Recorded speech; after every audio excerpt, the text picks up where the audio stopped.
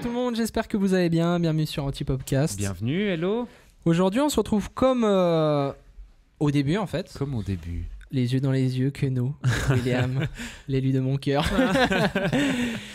Les épisodes précédents, on a reçu Jonathan Vier qui nous parlait du Pakistan, qui nous parlait des Free World Tour. Donc si vous n'avez pas vu ces épisodes, allez les voir. Franchement, ça mérite vraiment un détour. Ils valent vraiment la peine, ouais. C'était aussi notre premier vidéaste qu'on a reçu. C'est juste. Voilà, donc dingue. Aujourd'hui, on va parler de comment devenir indépendant photographe. Mais ça vaut, je pense, aussi pour la vidéo, c'est un peu le même délire, je pense. Mais avant toute chose, on aimerait remercier Audiosource. Il y a le petit lien de leur shop dans la description qui nous ont sponsorisé une partie du matériel, donc les casques, etc. Donc merci beaucoup à Audiosource, merci à vous, c'est vraiment un gros plaisir. Ouais. Voilà. On a un beau son maintenant dans nos oreilles parce qu'on a des nouveaux casques. Ouais, puis ils sont trop bien. Ils sont trop bien. Ouais. Légers, voilà. Nickel. C'est cool. Et puis on avait aussi cette idée de revenir les deux en vidéo, en podcast, en audio, et de pas toujours avoir des invités en fait, de revenir un petit peu à la base. Dites-nous, n'hésitez pas à nous dire aussi si c'est une formule qui vous intéresse, hein, et puis si vous avez des demandes. Exactement. En fait, je pense qu'il faut vraiment pas hésiter maintenant qu'on a fait plusieurs épisodes. Il faut pas hésiter, ceux qui nous suivent avec fidélité, de vraiment nous dire ce qui vous plaît moins, ce que vous aimeriez plus voir ou moins voir. Il faut vraiment nous dire, comme ça on peut vraiment travailler ensemble parce qu'on est bien sûr, c'est notre chaîne, mais c'est nos chaînes, podcast et YouTube, mais c'est surtout votre chaîne aussi. On aimerait vraiment que vous preniez du plaisir. Complètement. Donc voilà, avant de commencer, je pense que c'est Whisky Time, pour une fois qu'on l'oublie pas. Ouais. Whisky Time. Alors on a le Nikka qu'on avait déjà goûté une fois. Exactement. Je crois avec Jonathan d'ailleurs. Avec Premier Jonathan. épisode. Donc santé Joe si tu regardes ça. J'espère que Joe tu écoutes et que tu regardes les podcasts maintenant que tu es passé dedans. Voilà, exactement. Faut fidéliser un peu tout ça. Santé. Santé François. Il est sublime. Franchement, si vous voulez un vrai whisky, Nikka Whisky from the barrel. Oh, wow. Magnifique whisky. Ouais, il est magnifique. Vous le trouvez dans plein de shops dans la région. Bah d'ailleurs, quand je suis allé acheter celui-ci, la vendeuse m'a dit ça doit être une de mes dernières bouteilles. Il est compliqué à commander en cette période de coronavirus. Ouais, c'était très compliqué pour les livraisons. Du coup, elle était là. Il en reste 2 ou 3. Après ça, chez l'importateur, il n'y en a plus. Ah ouais? Ouais, c'était assez... Alors il faut foncer pour aller chercher les 2 bouteilles qui restent. Ouais. Enfin voilà. Donc aujourd'hui, on va aborder un peu comment devenir photographe indépendant parce que William, c'est ce que tu as fait en fait. Ouais. Dans l'épisode 1, on avait parlé plutôt de moi. C'est toi qui posais les questions et maintenant on inverse et c'est moi qui te pose les questions. Ça fait plaisir. Ça fait bizarre d'être dans l'autre rôle en fait. T'as vu en fait, c'est un interview pour toi, tu vois. En fait, j'aime bien quand il y a des invités parce qu'on n'est pas trop focalisé sur nous, tu sais. Je suis d'accord, ouais. Et puis là, tout d'un coup, il faut un peu non, mais il faut des fois, il faut. Tout en restant humble. Ouais, je vais essayer. Je vais essayer de pas faire de la fausse humilité, comme on dit. C'est ça. Alors maintenant, moi, ma première question, c'est tout simplement comment t'es devenu indépendant. Qu'est-ce qui... parce qu'à la base, t'es mécanicien, mais tu vas nous raconter tout ça. Mais à la base, t'es mécanicien, et qu'est-ce qui a fait que tu es devenu photographe indépendant maintenant depuis 12 ans, je crois? Alors, je pense que déjà, ça n'a jamais été un choix... calculé, ça n'a jamais été un objectif pour moi en fait à la base. J'aimais faire de la photographie mais je ne m'étais pas imaginé travailler comme photographe. Si on reprend vraiment le début, oui, tu as dit que j'étais mécanicien. En fait, j'ai fait une formation en sortant de l'école. C'est malade. En sortant de l'école, j'adorais l'école. C'était super l'école. J'ai appris plein de choses. Non, c'était compliqué. C'était compliqué parce que j'avais un profil où je m'ennuyais vite à l'école, où je rêvais beaucoup. Et puis, j'étais déjà très créatif peut-être. Et puis c'était pas un système qui me convenait. Donc, école un peu plus compliquée. J'étais un gentil garçon, vraiment. C'est vrai. J'étais très gentil avec les profs. Donc, j'ai pas été un enfant compliqué, mais les cours m'intéressaient pas. Et puis, à cette période, à 14 ans, quand sur le système suisse, on doit un peu choisir notre voie à 14 ans. Ouais, c'est compliqué. Et puis, on sait pas trop ce qu'on veut faire. Ouais. Donc, moi, je trafiquais mon vélomoteur, donc mon buggy, comme on dit ici. Et puis je me suis dit, pourquoi pas trafiquer un bugget de manière professionnelle. C'est vrai, ça vient de là. Ça vient de là. C'est malade. Donc j'ai fait 3 ans d'apprentissage où c'était assez rigolo, c'était assez sympa. J'ai eu des collègues très sympas, une très bonne première expérience qui m'a appris à devenir débrouille. Mais c'était clair pour moi, je crois déjà au milieu de l'apprentissage, que j'allais pas continuer là-dedans. Ok. Fini ça, en Suisse on a le service militaire qui est obligatoire. Donc moi j'ai fait du service civil à la place parce que j'avais dans l'idée de devenir éducateur. Et puis, j'ai fait donc ce service civil où j'ai travaillé en psychiatrie et j'ai travaillé avec des adolescents dans des foyers. Donc là, tu avais la vingtaine ? J'avais 19 ans, quelque chose comme ça, en sortie d'apprentissage. Et puis j'ai fait une formation d'école, d'éduc de l'enfance. Trop bien. Donc voilà, passer de mécano à éduc de l'enfance. Ouais. C'était c'est beau, hein. un grand écart. C'est de la mécanique aussi, mais... C'est de la mécanique humaine. Humaine, ouais. Et puis, en fait, avant de commencer cette école... Je faisais déjà de la photo, j'étais passionné, j'en faisais énormément. Donc c'était en parallèle de tout ça ? C'était en parallèle de tout ça, ça devait être en 2005-2006. Et puis j'ai eu la question, je me suis dit, mais est-ce que je ne ferais pas photographe ? L'école photo de Vevey, qui est une école qui est bien réputée quand même. Le CEPV ? Ouais, exact. Et là, en fait, il y a un prof ou un ancien prof, je ne sais pas, que j'ai rencontré, puis je lui ai dit, écoute, voilà ma problématique, j'hésite entre éduc et photographe. Il m'a dit, si tu as déjà des petits boulots photo, que tu as déjà une bonne pratique, je te conseille pas forcément de faire l'école photo. Peut-être qu'il viendra plus tard. Ouais, c'est assez étonnant. C'est fou, en fait. Venant d'un ancien prof. Ouais, c'est assez étonnant. Et puis, je me suis dit, en fait, pour bosser comme éduc, il te faut un diplôme. Ouais. De toute façon, si tu veux avoir des responsabilités et garder des enfants, tu ne peux pas en Suisse le faire comme ça sans papier. Donc, il fallait une attestation, il fallait faire une école de 3 ans, une école supérieure. Et puis, j'ai fait cette école en me disant, finalement, le choix est repoussé. Je peux très bien, après, devenir photographe quand même, parce que photographe, tu peux le devenir sans formation attestée. Hein. Mais du coup, quand tu as décidé de choisir éducateur, tu t'es dit, j'arrête la photo, ou tu t'es dit, non. c'est pas je repousse à plus tard, c'est juste que je fais en même temps ? J'ai fait en même temps, et puis j'avais déjà des petits travaux. Ça faisait 2-3 ans, quand j'ai commencé mon école d'éduc, ça faisait 2-3 ans que je faisais des petits boulots de photographe, donc quelques petits mariages, quelques petits travaux d'entreprise. Trop bien. Ouais. J'avais commencé chez Nespresso, en fait, déjà à l'époque. Ça, c'est malade. Il y a des mecs, tu sais, ils crèvent la dalle, genre, ils sont photographes indépendants, ils n'ont pas un mariage. Ouais. Le gars, il commence Nespresso. Ouais, c'était un bon premier client. Et puis, je pense que c'est aussi une personne chez Nespresso que j'ai rencontrée qui a fait énormément dans ma vie en tant que professionnel. Les contacts, mesdames et messieurs. Les contacts. Pistons. Il y a quand même une grande part de chance, mais c'est pas de la chance. Il y a une grande part d'inconnu et qui tient pas juste au fait que tu sais faire des photos. Non, mais en fait, il y a tellement de gens qui savent faire des photos qu'en fait, il faut juste être là au bon moment, au bon endroit, au bon moment, en fait. Complètement. Et puis être prêt, être ouvert, être quand même un minimum sympathique avec les gens. Et puis, mais après, ces moments-là, tu peux aussi les déclencher. Tu peux faire en sorte d'être au bon endroit, au bon moment. Ouais. Parce que c'est pas que ça va vous tomber dessus, mais il faut vraiment travailler pour et puis se donner toutes les opportunités. En fait, il faut il faut foncer, quoi. Ouais. Peu importe. Après, c'est des trucs. Moi, comme j'ai jamais été dans l'idée de devenir. Alors oui, faire des travaux photos, ça m'intéressait parce que ça me permettait de faire des travaux plus intéressants que ce qu'on pouvait faire. Sinon, à l'époque, on faisait de la photo de nature. Tu vois, 2005, 2006, on faisait de la photo de nature. On faisait la désaturation partielle. La désaturation partielle, vraiment en plus. Ouais. c'est terrible, j'ai honte. Et puis on faisait quelques portraits entre amis, mais c'était pas comme maintenant où ta génération, ou la génération qui a 15 ans maintenant, où eux, faire des shoots de mode, c'est presque, pour vous, c'est presque normal en fait. Exactement. Ouais. Ma génération qui a la trentaine, je crois pas qu'on l'ait fait autant en fait. Ouais. Donc voilà.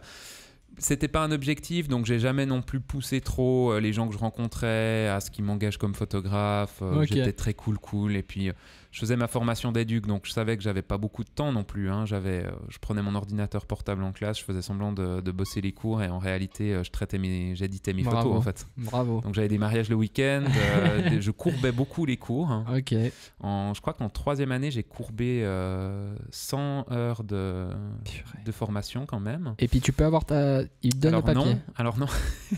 J'ai eu mon papier, mais j'ai dû faire des compensations de formation. J'ai dû faire un séminaire de 3-4 jours. Parce que j'avais courbé ses heures vraiment pour aller bosser beaucoup pour Nespresso. Où il m'appelait, il me disait, ben voilà, mardi matin, il y a tel shoot et tout. J'étais là, ouais, c'est bon, je suis là, c'est bon. Et puis en fait, il y avait en même temps de ça un cours sur la psychologie du développement de l'enfant.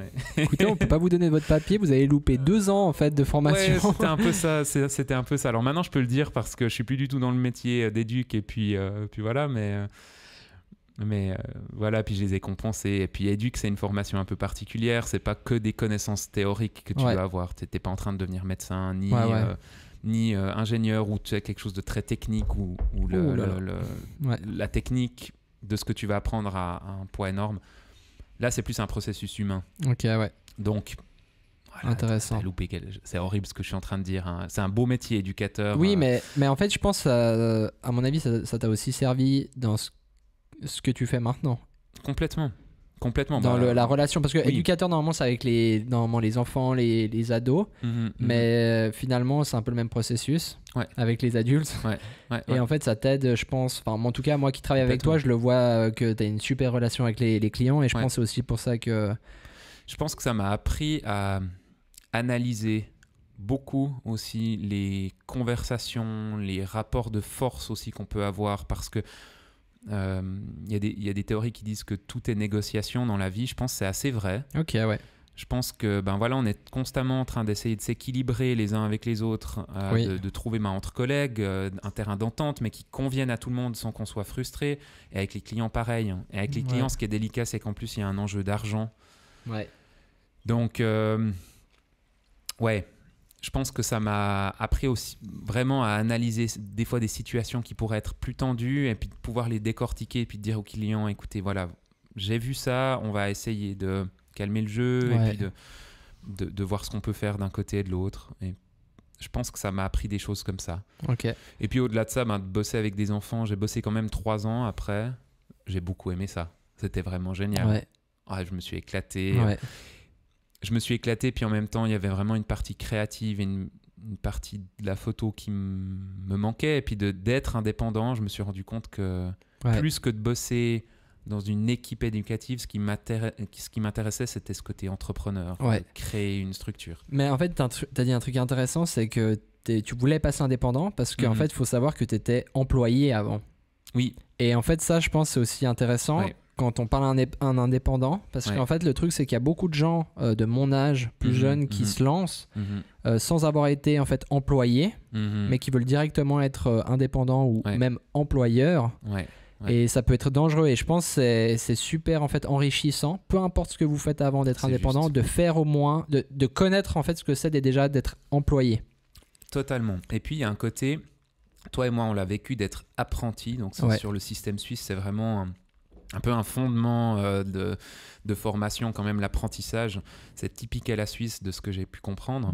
Un CFC. Je crois que d'avoir un apprentissage et d'être pendant 3-4 ans, c'est horrible, un peu le larbin quand même de la boîte. Ça t'apprend quand même une certaine forme d'humilité. C'est clair. De consistance professionnelle aussi dans des tâches hyper simples, mais d'une certaine rigueur. Et puis quand tu as 14-15 ans puis que tu apprends ça, c'est vrai que c'est très formateur quand même. Et puis heureusement que je suis passé par là, parce que si effectivement j'étais devenu directement photographe indépendant, j'en serais sûrement pas là maintenant. Mais c'est ça aussi qu'on discutait, je sais pas si c'était en podcast ou en off, mais qu'on discutait d'être fidèle dans les petites choses pour être ensuite fidèle dans les grandes choses. Exactement. C'est-à-dire vous pouvez pas venir avec les épaules larges et puis dire écoute, salut William, moi je vais faire de la vidéo et je vais faire ça. C'est totalement on peut pas faire ça. En fait, on doit être humble déjà dans les petites choses.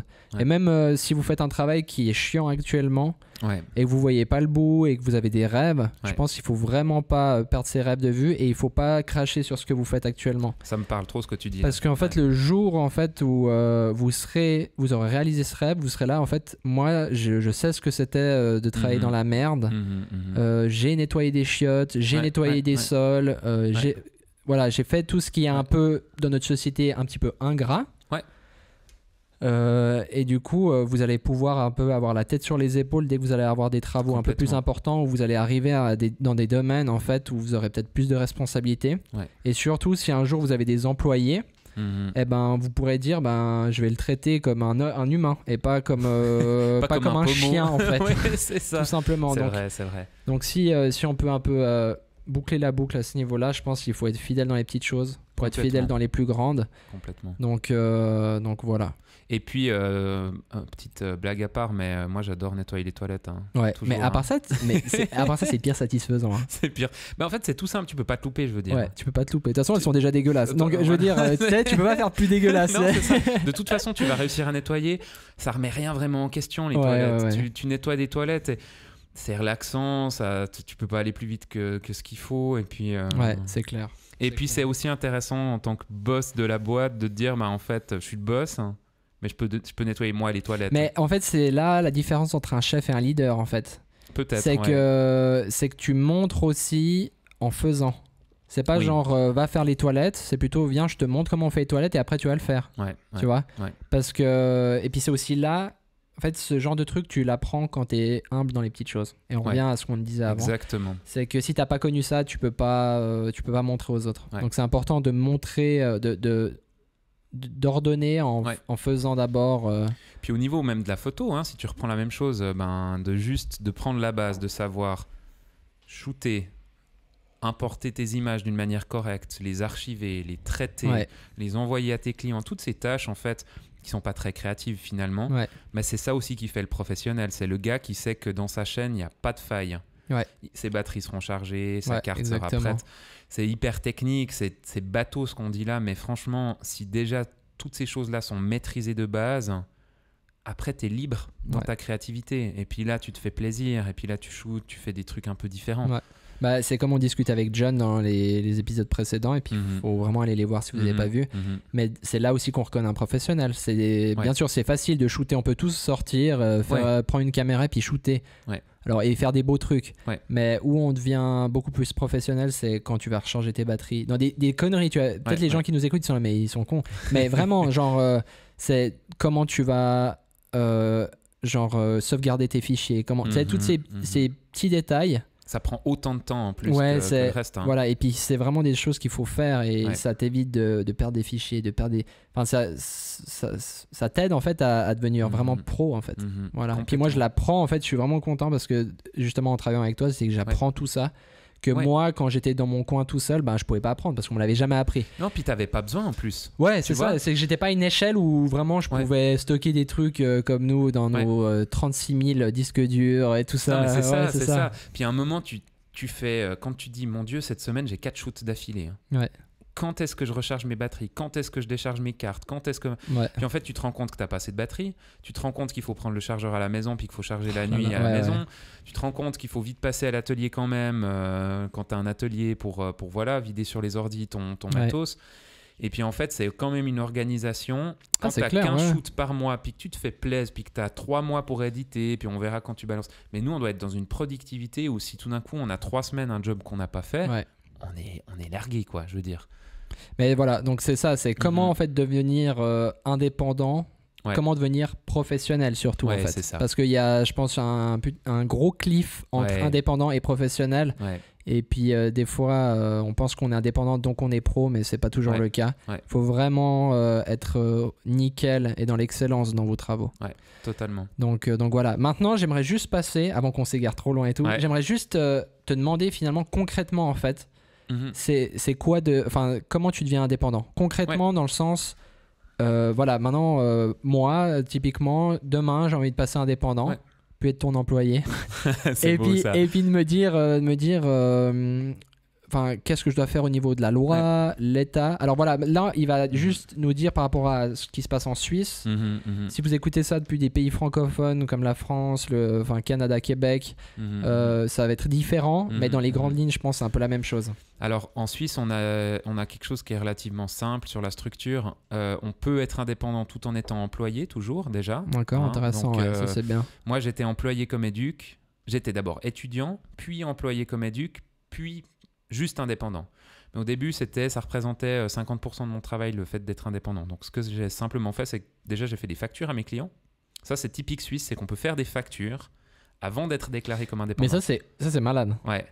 Tu peux facturer à ton nom. Par contre, il faudrait que dans les mois qui viennent, tu t'annonces quand même ce qu'on appelle l'AVS, donc tout ce qui est des assurances sociales, vieillesse, chômage, etc. Tu dois t'annoncer auprès de l'organisme de ta région. Coup de téléphone, mail, courrier, peu importe. De toute façon, il y a toutes les infos en ligne. Il y a toutes les infos en ligne. Là, on est sur la région de Vevey. Donc Vevey, tu envoies à l'AVS de Vevey, tu leur demandes de t'affilier. Ouais. Ils te donnent, je crois, moi j'ai fait ça en 2007. Ouais. Donc ils te donnent un formulaire avec, tu dois juste remplir dedans ce que tu estimes gagner sur l'année.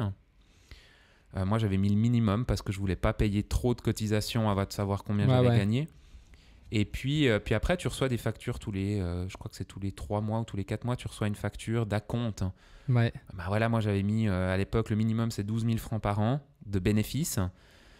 Puis pour 12 000 francs, je payais, je crois, 250, 230 francs tous les 3-4 mois. Ok. Mais ça, c'est tes assurances sociales, en fait. Ouais. Que tu es obligé de payer, puis que d'habitude, quand tu es employé, c'est ton employeur qui les paye. Ok, ouais. Et voilà, ça, c'est la première chose à faire. Et donc là, tu fais ça, et puis tu arrives, tu es indépendant. Tu as un statut d'indépendant, puis quand tu fais ta déclaration d'impôt en fin d'année, tu dis, voilà, je suis employé à 60% chez tel et tel. Ça, c'est si vous êtes employé. Voilà. Si vous n'êtes pas employé, il n'y a pas besoin de faire ça. Puis à côté de ça, tu as ton truc d'indépendant où il te demande à peu près le pourcentage de travail. Ouais. Et puis tu mets ton revenu. Voilà. Ok. C'est hyper simple en Suisse. Et puis donc là, c'est fini. Et là, tu es indépendant. C'est juste ça. Tu fais mais que ça. C'est ça la chance qu'on a en fait en Suisse, c'est que c'est hyper facile. Ouais. Maintenant, typiquement, tu parlais des factures. Comment tu fais une facture? Alors, il y a des éléments que tu es obligé de mettre dans une facture, le montant, si c'est hors TVA ou dans la TVA. Donc la TVA, en Suisse, on n'a pas besoin de la payer en dessous d'un chiffre d'affaires de 100 000 francs par an. D'accord. Donc comme photographe, pour dépasser 100 000, il faut déjà y aller un petit bout. Puis tout d'un coup, quand on y arrive, on se dit « Merde, j'ai oublié de facturer la TVA depuis le début de l'année, mais je vais devoir être… » Enfin bref, ça c'est la galère. Donc… Voilà, au début, vous ne serez pas à ce stade-là. Je ne pense pas qu'on a besoin d'en parler. Mais en gros, après, tu as la TVA qui devient obligatoire. Puis tu dois reverser tant de pourcents tous les temps, 2 fois par an, en fait. Ok. Mais avant ça, tu as juste… sur ta facture, tu mets le montant, le compte en banque, ton adresse, ton nom. Et puis l'adresse du client. Et tu gardes ses factures. Ok, du coup, justement, c'est bien que tu viennes là-dessus. C'est-à-dire que… Tu dois aussi faire une compta, garder toutes les factures, tout ça Tu as des comptabilités simplifiées pour les indépendants. Où moi, au début, je sais que j'envoyais… j'ai gagné 15 000 francs sur l'année. Sur ces 15 000, j'ai eu 5 000 francs d'achat de matériel. Donc, j'avais plus qu'un bénéfice de 7 000 francs. Et puis, ça additionnait ça aux impôts. Puis, je payais pour 7 000 francs d'impôts.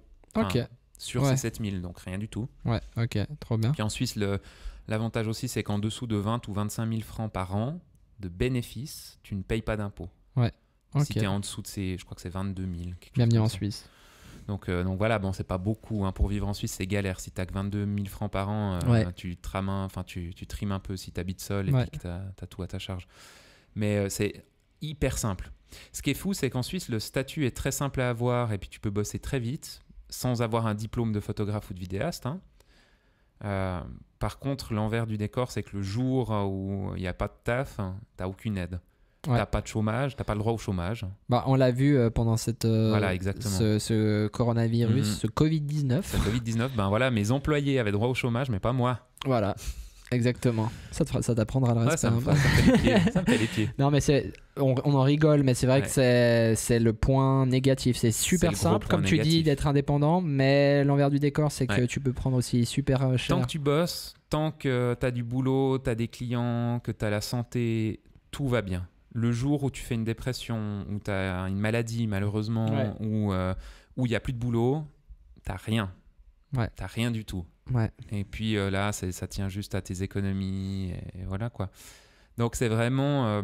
c'est un beau statut parce que tu as une certaine forme de liberté. Puis en même temps, tu n'es pas si libre que ça. C'est une grosse illusion. Tu es tellement tributaire, encore plus de tes clients et de devoir ramener de l'argent pour manger en fait. Ouais. Donc… là aussi, c'est un point intéressant. Le moment où j'ai commencé à devenir photographe indépendant uniquement, puis que j'ai arrêté Edux, c'était en 2014, début 2014. J'avais eu un gros taf et puis je me suis dit, ok, je fais que ça. La galère, c'est qu'au début, tu n'as pas assez pour vivre. Donc, c'est un peu chaud le début. Mais il faut partir d'un boulot, quoi. Il faut avoir un boulot, n'importe quoi. Tu bosses au cinéma à côté. tu bosses dans n'importe quel taf, un truc juste qui te ramène une base. Non, mais c'est ça. Qui te fait une base de, j'en sais rien, ce qu'il te faut, quoi. 2000 francs par mois. Et puis après, petit à petit, tu baisses ce pourcentage et tu bosses comme photographe. Ouais, mais on en avait discuté de faire ce palier. De justement de pas partir d'un coup, mais de faire le palier où en fait tu fais.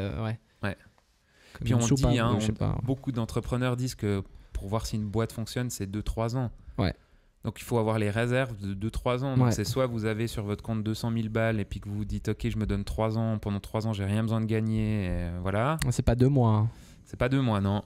Là, et puis ça met du temps. Et puis le problème c'est que quand on est face à notre compte en banque qui est quasi vide et puis qu'on doit trouver du taf, on devient tout de suite beaucoup plus pressé. Si tu sais, dans l'urgence, et le client il va le sentir, et le client il va pas aimer. Ah ouais. Clairement. Il va pas aimer ce côté en chasse, quoi. Donc c'est un peu faut montrer que t'en veux, faut montrer que t'es passionné, mais faut montrer que t'es cool aussi. Puis que le client il a le choix, toujours il a le choix. S'il veut arrêter, il arrête. Hein. Il ira chez un autre photographe, il peut revenir chez toi après, tu vas pas lui en vouloir. C'est comme ça. Faut être flexible. Faut être très flexible. Du coup, donc être indépendant, là on a vu au niveau concret, au niveau de la loi, toutes ces choses. Mais maintenant au niveau purement du kiff, c'est quoi les plus en fait d'être indépendant en tant que photographe? Alors ce qui est cool, c'est que tout d'un coup si t'as pas un taf un matin, tu te dis ce matin je vais dormir jusqu'à 10h du mat, c'est trop beau. Ça peut arriver. Ça arrivait avant, je me rappelle de ça il y a 4-5 ans quand je pouvais encore faire ça. Maintenant ça arrive plus. Maintenant ça arrive plus, maintenant je bosse... J'ai changé, maintenant j'ai des employés, donc je peux me reposer en tout cas un jour par semaine, j'essaye. À l'époque, je bossais quand même très souvent 7 jours sur 7 et avec des semaines qui variaient de 50 à 80 heures, je pense. Des fois, tu nous envoies quand même des messages le dimanche. Ouais, ça j'essaie d'arrêter, j'avoue. C'est exactement. Bon, en même temps, c'est comme tu disais, c'est un métier passion. Donc, c'est un métier passion. Donc en fait, même nous en tant qu'employés, on est des employés, mais c'est notre passion. Donc aussi, Elsa comme moi, on mange photo, vidéo, on boit, enfin tu vois. Donc... Si tu nous écris le dimanche comme ça, c'est notre passion. Donc en fait, tu dois aussi accepter ça. C'est cool parce que tu vis de ta passion, mais c'est un peu le prix à payer. C'est un peu le prix à payer qui est pas un gros prix finalement. Non. Mais après, sur des années, ça peut devenir. Moi, j'ai senti la fin automne quand j'ai engagé Elsa. En fait, j'ai quand même senti beaucoup de fatigue. Hein. J'étais assez proche du burn-out quand même. Je pense que j'aurais pu tenir un bout parce que j'ai des réserves. Puis en fait, tout d'un coup, ça aurait craqué. Puis j'étais raide. Mais non, il y a quand même. Si tu t'obliges pas à avoir un jour de congé, c'est quand même bien fait la société. Hein, je veux dire, il faut un jour s'obliger à ne pas réfléchir photo. Shabbat. C'est Shabbat. C'est un jour de Shabbat. Et c'est un jour, il faut vraiment. Et puis même, des fois, je m'oblige, je vais pas regarder des vidéos YouTube de photographes. Mais c'est ça en fait. J'essaye de couper. Ou alors, quelque chose de différent. Mais c'est pas facile. Parce que c'est un jour de... Je suis addict. Je suis clairement addict à mon boulot. Je suis mais c'est une spirale. Je suis workaholic totalement. Mais c'est ça, c'est le problème un peu des métiers passion, c'est que quand tu as un jour de congé, au lieu de prendre ton appareil photo et puis dire « Oh, j'ai envie d'aller faire 2-3 photos là », non, en fait, il faut que tu arrêtes parce que c'est déjà ce que tu fais toute la semaine. C'est une discipline à avoir, vraiment. Et ceux qui ne le font pas, je vous encourage. J'ai été longtemps, plusieurs années, dans pas cette discipline du coup. Et en fait, on se grille les ailes et surtout, on n'est pas meilleur. C'est ça qui est terrible, c'est que si tu ne coupes pas un moment... Tu renouvelles jamais ta semaine, tu renouvelles jamais ta vision. En fait, c'est drôle parce que dans chaque podcast, on reprend des trucs qu'on disait et c'est exactement ce qu'on disait sur la créativité. Comment on fait un métier créatif. Il faut aussi des fois un truc où tu fais autre chose. Tu vas faire du vélo, enfin je m'en fous, tu fais ce que tu veux. Et puis marcher en montagne, ça peut être plus inspirant que de réfléchir à un concept photo. Exactement. Ça libère des trucs où tout d'un coup tu marches, tu dis ah mais bien sûr, je vais faire ça. Donc voilà, ça c'était pour les plus. Ça c'était les plus et puis c'est le kiff, hein, voilà, quand ça fonctionne bien, bien sûr, tu peux t'acheter du gros matos, tu peux te faire plaisir. Nous, on aime bien le matos en plus, donc de temps en temps, on se dit, allez, on achète ça, c'est pas cher, c'est 800 balles. Enfin, voilà. Lui, il achète ça, t'es tranquille. Non, mais de temps en temps, c'est ça, les gros plaisirs que t'as pas quand t'es employé. Oui, sauf si t'as un salaire gigantesque, mais t'as pas ce côté-là où c'est ta boîte et puis tu te dis, voilà, là, on a 10 000 balles à claquer dans quelque chose. On a besoin de ça. On a besoin. Avec des guillemets. On peut rien faire sinon. Ouais, on a besoin de ça, sinon on ferme la boîte. D'ailleurs, bientôt, Il y a la RED Komodo qui sort et on a besoin d'une RED Komodo. On a besoin même, je dirais, de deux RED Komodo. Mais ça, vous verrez plus tard. Ça, on en discutera plus tard. Elle va venir. Elle va venir sur la table un jour. On a juste teasé. Un jour, elle sera là. En fait, ça sera le troisième invité, tu sais. Ouais. On la fera parler comme ça. Les deux RED, on prend une bouche. Oh mon Dieu, on part trop loin. Ok, du coup, là, c'était les plus. Ouais. Et puis, bien sûr, il y a aussi les moins. Les moins. Les trucs un peu merdiques. Même si ça reste ta passion, même si c'est de la folie de faire ce métier. Les moins, c'est vraiment ce côté, t'as pas de salaire fixe. Ouais. T'as pas de salaire fixe, t'as pas de vacances fixes. Si tout d'un coup, t'es en train de... Ça dépend de la discipline que tu te mets, mais tu vois, tout d'un coup, j'ai eu le cas, tu te fixes des vacances avec ta femme de 3 semaines qui sont cet été. Et puis tout d'un coup, il y a un client qui t'appelle, écoutez, j'ai un énorme projet, c'est 1 semaine de shoot, c'est un kiff total, le projet trop beau, il est payé, le gars il est sympa. Combo, tu sais, le combo des 3 là qu'on discutait déjà. Puis là, tu te dis, mais en fait, j'ai prévu des vacances avec ma femme. Et là, tu dois quand même te dire un moment, c'est quoi la priorité dans ta vie. Et en fait, il faut renoncer à ce job. Ouais. Il faut, parce qu'en fait... bien sûr, tu vas kiffer ton boulot. Mais ma vision, elle est quand même beaucoup plus orientée famille, orientée humain. Et même si j'aime énormément mes clients, j'aime énormément mes collègues, à un moment, tu as prévu un repas avec un pote, tu as prévu une soirée avec ta femme. Alors, de temps en temps, ça peut sauter si vraiment c'est possible. Mais ça ne doit pas devenir une habitude, en fait. Non, vraiment pas. Puis le problème, c'est que très vite, tu es tenté de devenir comme ça. Hein. Très vite, tout d'un coup, tu te rends compte que ça fait 2 semaines que tu n'as fait que de travailler, que tu n'as passé aucune soirée avec ta femme, qu'elle est bien chou. Enfin, ma femme, d'ailleurs, si elle écoute ce podcast, je l'aime très fort et elle est incroyable parce qu'elle me laisse une liberté que j'aurais jamais imaginé avoir. Ouais, c'est clair. Elle est indépendante aussi, donc elle comprend. Puis tu lui fais ses vidéos, donc Karine, rien à dire. Exagère pas, s'il te plaît. Non, mais il y a un côté... C'est un fabuleux piège, en fait, d'être indépendant. Ça te piège ta vie. Et ça prend un temps. Tu vois rien passer. Les 10 dernières années, je les ai pas vues passer. Et je pense que ça va aller en s'accélérant. Ouais. Vraiment. Mais j'aurais kiffé. Ouais. Et on aura kiffé ensemble. Mais c'est là que tu vois que c'est le kiff. Enfin, hier soir, avec William, on était sur un tournage dans les vignes vers Lutry, donc en Lavaux. Ouais. Magnifique vue, coucher de soleil, lumière incroyable. Des modèles sublimes. Mais des modèles enfin tout était là, parfait. Tout était rassemblé pour que, enfin une super équipe. Nous, bien sûr, on fait les cons, vous nous connaissez maintenant. Mais avec les autres aussi, super équipe. Tu shootes et tout. Et moi, j'étais là à un moment, j'ai posé la caméra, j'étais dans les vignes, j'étais là, mais t'es juste c'est quoi ce métier de malade, genre j'ai 24 ans, genre si on m'avait proposé, enfin tu sais. Genre, il y a combien de personnes qui peuvent se dire, ok, je travaille avec ma passion, en fait. Tu sais, parce que en fait, souvent, on arrive à un truc et on est là, trop bien. Mais en fait, il faut réaliser qu'il y a plein de gens qui rêveraient d'avoir ça. C'est ça. Et j'étais là, mais c'est malade ce métier quand même. Tu rencontres plein de gens différents, de passionnés aussi. Plein de passionnés, de plein de pays différents, de peu importe, tu vois. C'est un métier qui te fait voyager. Je pense, peut-être pas tous les métiers d'indépendants, mais en tout cas photographe, vidéaste. Ça c'est fou. On est dans un truc quand même où ça envoie. Ça envoie. Ouais, c'est clair. Puis c'est tout.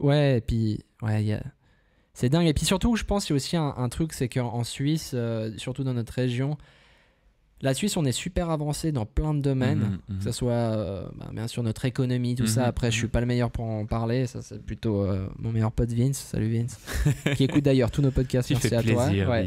Mais qui pourrait nous en parler beaucoup plus. Mais au niveau photo, vidéo, c'est vrai qu'on a un petit temps de retard. Alors, c'est pas encore. On n'a pas vraiment un temps de retard, je dirais, sur la technique de photo, la technique de vidéo, toutes ces choses. Mais on a un retard sur le truc de on se lance. On s'en fout en fait du regard des autres. C'est qu'en fait, ensuite, il y a un peu cette atmosphère qui plane un peu sur les jeunes. C'est que tu dois avoir 40 ans avant de pouvoir monter ton entreprise. Tu dois avoir 40 ans, une Audi A8 une Country. Sécurité de malade. Et en fait, on oublie un peu des fois de juste un peu cette folie, cette fougue en fait plutôt. Cette fougue de se dire, ok, en fait, je m'en fous. Je vais me lancer et je vais kiffer.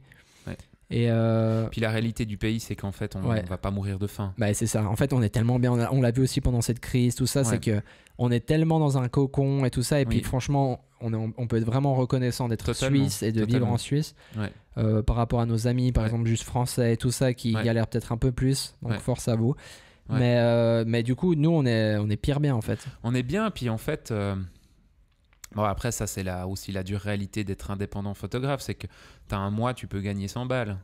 Puis tu as un autre mois, tu peux gagner 30 000.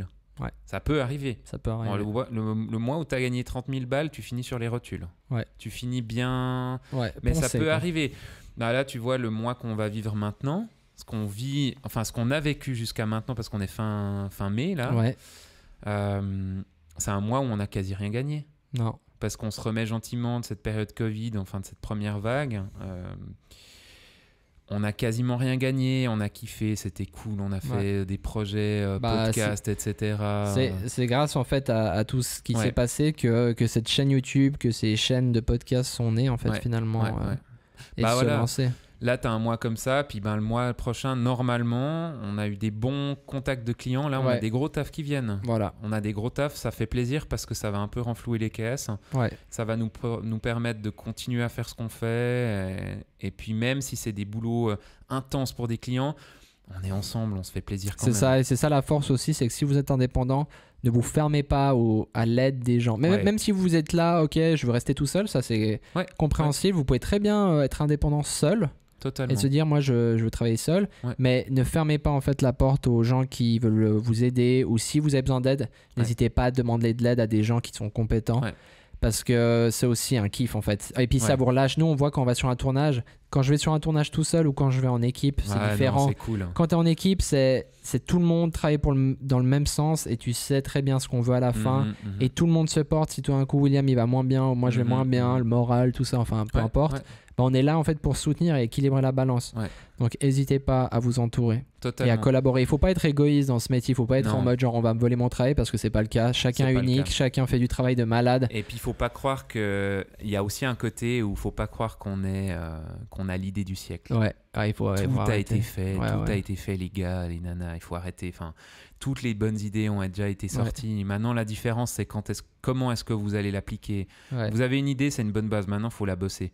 Faut la bosser, faut passer des heures, des années. Et puis à un moment, ça va marcher si vous y croyez, et si vous arrivez à attirer auprès de vous des clients qui vous ressemblent.